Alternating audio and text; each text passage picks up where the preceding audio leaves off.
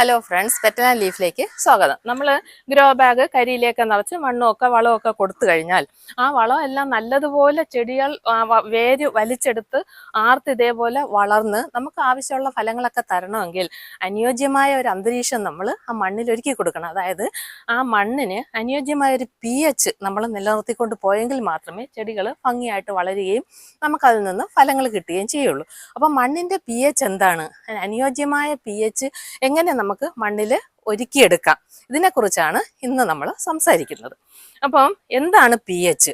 അപ്പം ഒരുപാട് മഴ കിട്ടുന്ന ഒരു പ്രദേശമാണ് കേരളം. അപ്പം മഴ ഒരുപാട് കിട്ടുന്നത് കൊണ്ട് തന്നെ നമ്മുടെ മണ്ണിലുള്ള പുളിരസം, അസിഡിറ്റി കൂടുതലായിരിക്കും. അപ്പം കൃത്യമായിട്ടുള്ള ഒരു pH നമ്മൾ മണ്ണിൽ മെയിൻറ്റെയിൻ ചെയ്യണം. അപ്പം എന്താണ് pH എന്ന് ആദ്യം നോക്കാം. മണ്ണിൻ്റെ സ്വഭാവം അത് അസിഡിക് ആണോ, അമ്ലഗുണമുള്ളതാണോ, ക്ഷാരഗുണമുള്ളതാണോ, ആൽക്കലിയാണോ അതിനകത്ത് കൂടുതലുള്ളതെന്ന് നമ്മെ അറിയിക്കുന്ന ഒരു യൂണിറ്റ് ആണ് pH. അപ്പോൾ ഈ pH നമുക്ക് എങ്ങനെ മനസ്സിലാക്കാം? ഒന്നുകിൽ നമ്മൾ നമ്മുടെ മണ്ണ് ലാബിൽ കൊടുത്ത് പരിശോധിക്കണം. ലാബിൽ കൊടുത്ത് പരിശോധിക്കുമ്പോൾ മണ്ണിൻ്റെ pH എത്രയാണ്, അതിനകത്ത് എന്തെല്ലാം മൂലകങ്ങൾ അടങ്ങിയിട്ടുണ്ട്, എന്തിൻ്റെ എല്ലാം കുറവുണ്ട് എന്നൊക്കെ നമുക്ക് അറിയാൻ പറ്റും. എന്നാൽ ലാബിൽ കൊടുക്കാതെ തന്നെ വീട്ടിലും നമുക്ക് മണ്ണിൻ്റെ pH, എപ്പോഴും നമുക്ക് ലാബിൽ കൊടുക്കാനൊന്നും പറ്റില്ലല്ലോ, വീട്ടിൽ വെച്ച് നമുക്ക് മണ്ണിൻ്റെ pH ഓൺലൈനിലും കടകളിലും ഒക്കെ pH മീറ്റർ കിട്ടും. അത് നനഞ്ഞ മണ്ണിനകത്ത് ഇൻസർട്ട് ചെയ്ത് നമുക്ക് കണ്ടുപിടിക്കാവുന്നതാണ്.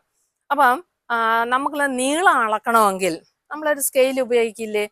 ഇപ്പം 25 സെൻറ്റിമീറ്ററിൻ്റെ സ്കെയിൽ 0 തൊട്ട് 25 വരെ കാണും. അതുപോലെ മണ്ണിൻ്റെ pH അളക്കുന്ന സ്കെയില് 0 മുതൽ 14 വരെയാണ്. അപ്പം 0 താഴ്ന്ന മുകളിലോട്ട് നമ്മൾ പോവുകയാണ്. 0, 1, 2 എന്നൊക്കെ പറയുമ്പോൾ മണ്ണ് ഭയങ്കരമായിട്ട് അസിഡിക് സ്വഭാവമാണ്, പുളിരസം ഉള്ളതാണ്.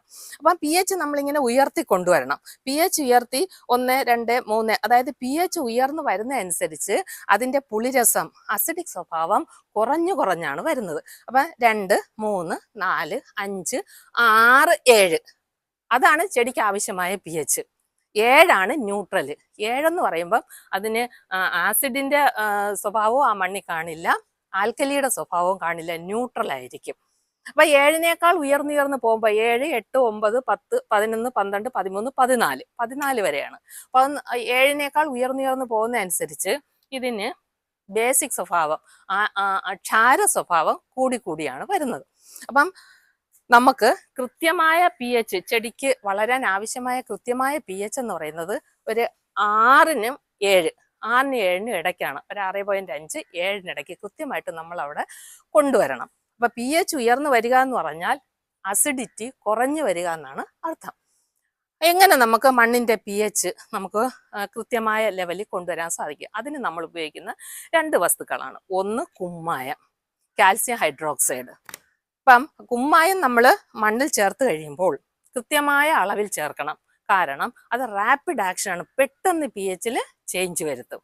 അപ്പം അസിഡിറ്റി വളരെ കൂടുതലുള്ള മണ്ണിൽ അസിഡിറ്റി ഇപ്പം pH വാല്യൂ 2, 1, 2, 3 ഒക്കെ ആണെങ്കിൽ നമുക്ക് അവിടെ കുമ്മായം ചേർത്ത് കഴിഞ്ഞാൽ പെട്ടെന്ന് pH-ൽ ഒരു മാറ്റം വരുത്തുകയും നമുക്ക് ന്യൂട്രൽ വാല്യൂയിലോട്ട് കൊണ്ടുവരാനും സാധിക്കും. പക്ഷെ അവിടെ നമ്മൾ ശ്രദ്ധിക്കേണ്ടുന്നത് വളരെ കാൽക്കുലേറ്റഡ് ആയിട്ടുള്ള കുമ്മായമായിരിക്കണം ചേർക്കേണ്ടുന്നത്. അല്ലാന്നുണ്ടെങ്കിൽ pH-ൽ സഡൻ ചേഞ്ച് ആണെന്ന് ഞാൻ പറഞ്ഞില്ലേ, പെട്ടെന്നൊരു ഉയർച്ചയാണ്, വളരെ പെട്ടെന്ന് റാപ്പിഡായിട്ടാണ് വരുന്നത്. അപ്പോൾ 7നേക്കാൾ വളരെ കൂടി അങ്ങ് പോവും. അപ്പം ഗുണത്തിലേറെ ദോഷമാണ് വരുന്നത്. വെളുക്കാൻ തേച്ചത് പാണ്ടായി മാറി എന്നൊക്കെ കേട്ടിട്ടില്ലേ, ആ ഒരു അവസ്ഥയിലോട്ട് പോവും.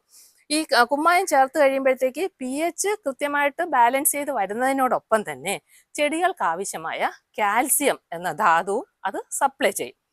അതുപോലെ തന്നെ കുമ്മായം പോലെ തന്നെ നമുക്കിവിടെ ഉപയോഗിക്കാൻ പറ്റുന്ന വേറൊരു സാധനമാണ് ഡോളമൈറ്റ്. ഡോളമൈറ്റ് എന്ന് പറഞ്ഞാൽ കാൽസ്യം മഗ്നീഷ്യം കാർബണേറ്റ് ആണ്. കുമ്മായത്തിനകത്ത് കാൽസ്യം മാത്രമേ നമുക്ക് ചെടികൾക്ക് ലഭിക്കൂവെങ്കിൽ ഡോളമൈറ്റിനകത്ത് കാൽസ്യവും മഗ്നീഷ്യവും തുല്യ അളവിലാണ്. ചെടികൾക്ക് ആവശ്യമായ കാൽസ്യവും കിട്ടും, മഗ്നീഷ്യവും കിട്ടും. ആസിഡ് കണ്ടന്റ് കൂടിയ നമ്മുടെ മണ്ണിനകത്ത് കൂടുതൽ സ്ഥലത്ത്, കേരളത്തിൽ മിക്ക സ്ഥലത്തും ആസിഡ് കണ്ടന്റ് കൂടിയതാണ്, അസിഡിറ്റി കൂടിയ മണ്ണാണ്.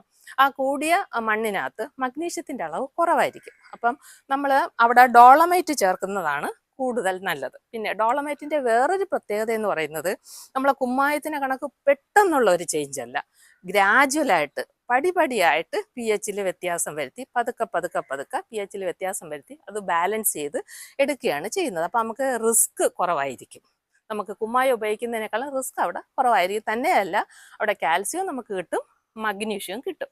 അപ്പം ഇത് രണ്ടുപേരെ നമ്മൾ അവിടെ ചേർത്ത് കഴിഞ്ഞാലും കൃത്യമായ അളവായിരിക്കണം. അളവിൽ വ്യത്യാസം വന്നാൽ ഈ പി എച്ചിൽ നമുക്ക് ന്യൂട്രലായിട്ടുള്ള 6-7 എന്നുള്ളത് കടന്നു പോകും. അത് നേരത്തെ ഞാൻ പറഞ്ഞല്ലോ, ഗുണത്തിലേറെ ദോഷമാണ് ചെയ്യുന്നത്. അപ്പം നമ്മൾ ചെയ്യേണ്ടുന്നത് എന്താണെന്ന് വെച്ചാൽ ആദ്യം കൃത്യമായിട്ട് നമ്മുടെ മണ്ണിന്റെ പി എച്ച് എത്രയാണെന്നത് ലാബിൽ കൊടുത്തോ അല്ലാതെയോ നമ്മൾ വീട്ടിൽ തന്നെയോ പി എച്ച് കണ്ടുപിടിക്കണം. കണ്ടുപിടിച്ചതിന് ശേഷം വളരെ ഉയർന്ന 1-2 ഒക്കെയാണ് നമ്മുടെ പി എച്ച് എങ്കിൽ നമുക്ക് പെട്ടെന്നൊരു ചേഞ്ചിന് വേണ്ടിയിട്ട് അവിടെ നമുക്ക് കുമ്മായം ഉപയോഗിക്കാം. അല്ലെങ്കിൽ സേഫായിട്ട് നമുക്ക് ഉപയോഗിക്കാൻ പറ്റുന്നത് ഡോളമൈറ്റ് തന്നെയാണ്. ഒരുപാട് അസിഡിറ്റി കൂടിയ സ്ഥലത്ത് കുമ്മായമായാലും ഡോളമൈറ്റ് ആയാലും 2% ആണ് നമ്മൾ ഉപയോഗിക്കേണ്ടത് മണ്ണിന്റെ. അതായത് നമ്മൾ 10 കിലോ മണ്ണാണ് എടുക്കുന്നതെങ്കിൽ 200 ഗ്രാം കുമ്മായം അല്ലെങ്കിൽ 200 ഗ്രാം ഡോളമൈറ്റ് ആണ് അവിടെ ചേർക്കേണ്ടുന്നത്.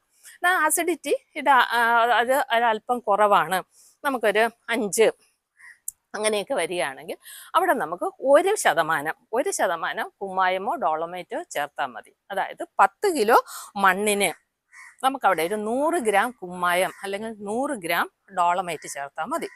ഇത് അളവ് കൃത്യമായിരിക്കണം. നേരത്തെ ഞാൻ പറഞ്ഞല്ലോ, അളവ് കൂടിപ്പോയാൽ നമ്മൾ ഓവർ ലൈമിങ് എന്നാണ് പറയുന്നത്. അളവ് കൂടിപ്പോയാൽ പി എച്ച് നമ്മൾ വിചാരിച്ച പി എച്ച് ആയിരിക്കത്തില്ല, 7-നേക്കാൾ മുകളിലോട്ട് അങ്ങ് ഉയർന്നു പോവുകയും നമുക്ക് ചെടിക്ക് അനുയോജ്യമായ സാഹചര്യം നമുക്ക് മണ്ണിൽ ഉണ്ടാക്കിയെടുക്കാൻ സാധിക്കുകയില്ല.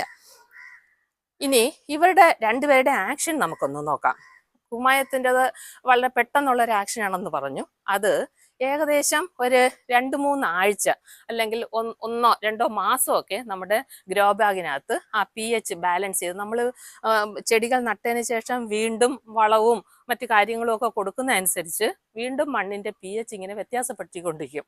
ആ പി എച്ച് വ്യത്യാസപ്പെടുന്നത് ബാലൻസ് ചെയ്ത് വരുന്നത് അതിനകത്ത് കിടക്കുന്ന ഡോളമൈറ്റോ കുമ്മായോ ഒക്കെയാണ്. അപ്പം അവിടെ ആ പെട്ടെന്നുണ്ടാകുന്ന പി എച്ച് ചേഞ്ചുകൾ വ്യത്യാസപ്പെടുത്താനായിട്ട് കുമ്മായത്തിന് 1-2 ആഴ്ചയോ അല്ലെങ്കിൽ 1-2 മാസമൊക്കെ സാധിക്കുകയുള്ളൂ. അതായത് നമ്മൾ അത് കഴിഞ്ഞ് പി എച്ച് വീണ്ടും ചെക്ക് ചെയ്ത് ഇങ്ങനെ ഫ്രീക്വൻ്റ് ആയിട്ട് നമ്മൾ കറക്റ്റായിട്ട് നോക്കി ആഡ് ചെയ്തുകൊണ്ടിരിക്കണം. എന്നാൽ ഡോളമൈറ്റ് സ്ലോ ആയിട്ടുള്ള പ്രോസസ്സ് ആയതുകൊണ്ട് അത് ഏകദേശം 1 വർഷത്തിന് മേലെയൊക്കെ ഒരു പ്രാവശ്യം നമ്മൾ ഗ്രോ ബാഗിൽ ചേർത്ത് അല്ലെങ്കിൽ മണ്ണിൽ ചേർത്ത് കഴിഞ്ഞാൽ 1 വർഷത്തിന് മുകളിലൊക്കെ അതിൻ്റെ എഫക്റ്റ് നിലനിൽക്കും. അപ്പോൾ വർഷത്തിൽ 1 പ്രാവശ്യം നമ്മൾ ഡോളമൈറ്റ് ചേർത്താൽ മതി. ഇത് രണ്ടായാലും കൃത്യമായ അളവായിരിക്കണം. അപ്പം ഞാനിവിടെ എനിക്ക് ഏകദേശം ഒരു 50 കിലോ വരുന്ന മണ്ണാണ് എടുത്തേക്കുന്നത്. ഇത് എൻ്റെ പയറ് കൃഷി നടത്തിയതിന് ശേഷം അത് തീർന്ന് അടുത്ത കൃഷി ഇറക്കാൻ വേണ്ടി ഗ്രോ ബാഗിൽ നിന്ന് ഞാൻ തട്ടിയിട്ട് മണ്ണാണ്. അപ്പം നമ്മൾ കരിയിലേക്ക് നിറച്ച് കഴിഞ്ഞ വീഡിയോയിൽ ഇല്ലേ, കരിയിലേക്ക് നിറച്ചാണ് നടുന്നത്. നോക്കിയേ, ആ കരിയിൽ എന്തെങ്കിലും അവിടെ എല്ലാം പൊടിഞ്ഞ് മണ്ണായി വളമായി അങ്ങ് മാറും. കരിയില മൊത്തം അങ്ങ് അതിൽ കലർന്നിരിക്കുകയാണ്. ഏകദേശം ഒരു 50 കിലോ മണ്ണുണ്ട്. അപ്പം ഞാൻ 1% അത്ര ഉള്ള അസിഡിറ്റി എനിക്കുള്ളത് കൊണ്ട് 1% ഡോളമൈറ്റ് ആണ് ഞാൻ ഇതിൽ ചേർക്കാൻ പോകുന്നത്. അപ്പോൾ ആദ്യം നമ്മൾ ഇതിനെ ഒന്ന് ഇതിനകത്ത് കല്ലും കട്ടയൊക്കെ ഉണ്ടോ എന്ന് നമ്മൾ നോക്കും. കല്ലും കട്ടയൊക്കെ നമ്മൾ അതിനെ പൊടിച്ച് മാറ്റിയതിന് ശേഷം നോക്കിക്കേ, 50 കിലോഗ്രാം മണ്ണായതുകൊണ്ട് ഞാനൊരു 500 ഗ്രാം ഡോളമൈറ്റ് ആണ് ഇട്ടേക്കുന്നത്. ഡോളമൈറ്റ് എല്ലാ ഭാഗത്തും വരത്തക്ക വിധത്തിൽ ആദ്യം നമ്മൾ ഇങ്ങനെ അത് വിതറും. അതിനുശേഷം അത് വിതറുമ്പോൾ നമ്മൾ നോക്കണം, ഇതിന് ഒരു നനവ്, ചെറിയ ഒരു നനവ് ഉണ്ടായിരിക്കണം. ഇപ്പം ഞാനിത് നനയ്ക്കാത്തതെന്ന് പറഞ്ഞാൽ ഇതിനകത്ത് ജൈവവളങ്ങളൊക്കെ ഉള്ളതുകൊണ്ട് നാച്ചുറലായിട്ട് ഇതിനകത്ത് ഒരു ഈർപ്പമുണ്ട്, അതുകൊണ്ടാണ് നനയ്ക്കാത്തത്. ഓവറായിട്ട് വെള്ളം വരരുത്. ഓവറായിട്ട് വെള്ളം വന്നു കഴിഞ്ഞാൽ ഈ നമ്മൾ ഇട്ട് കൊടുക്കുന്ന കുമ്മായായാലും ഡോളമൈറ്റ് ആയാലും അതങ്ങ് ഒലിച്ചു പോവും. അപ്പം അതിന് ശേഷം ഇത് ഭംഗിയായിട്ട് നമ്മൾ മിക്സ് ചെയ്യണം. അത് മിക്സ് ചെയ്തതിന് ശേഷം ഇത് തണലത്ത് നമ്മൾ സൂക്ഷിക്കണം. ഇത് എത്ര കാലമാണ് ഇതിങ്ങനെ സൂക്ഷിച്ചിട്ട് നമ്മൾ പിന്നെ അഗ്രികൾച്ചർ കൃഷിയുടെ ആവശ്യത്തിന് ഉപയോഗിക്കേണ്ടതെന്നുള്ളത് നമ്മുടെ മണ്ണിനെ അനുസരിച്ചിരിക്കും. സാൻഡി മണലാണെങ്കിൽ നമുക്കൊരു കുമ്മായമാണെങ്കിൽ 2 ആഴ്ച നമ്മൾ, ക്ലേ ആണെങ്കിൽ അതിൽ കൂടുതൽ സമയം നമ്മൾ സൂക്ഷിക്കേണ്ടിയിരിക്കുന്നു. എന്നാൽ ഡോളമൈറ്റ് ആണെങ്കിൽ നമുക്കിത് മിക്സ് ചെയ്ത് ഒരു 5 ദിവസം, 5-നും 7-നും ഇടയ്ക്കുള്ള ദിവസങ്ങളിൽ ഈ മണ്ണ് ഉപയോഗിച്ച് നമുക്ക് കൃഷി ഗ്രോ ബാഗിനകത്ത് നിറയ്ക്കാം. നമ്മൾ ഗ്രോ ബാഗിൽ ഉപയോഗിക്കാറാകുമ്പോൾ ഒരു 3 ദിവസത്തിന് മുന്നേ നമ്മൾ ഈ തണലത്ത് സൂക്ഷിച്ചിരിക്കുന്ന കുമ്മായോ ഡോളമൈറ്റോ ഒക്കെ മിക്സ് ചെയ്തിട്ടേക്കുന്ന മണ്ണ് വെയിൽ കൊള്ളിക്കണം. ഒരു 3 ദിവസം വെയിൽ കൊള്ളിച്ചിട്ട് വേണം നമ്മൾ ഗ്രോ ബാഗിലോട്ട് മാറ്റാനായിട്ട് ഉള്ള ശ്രമം നടത്താൻ.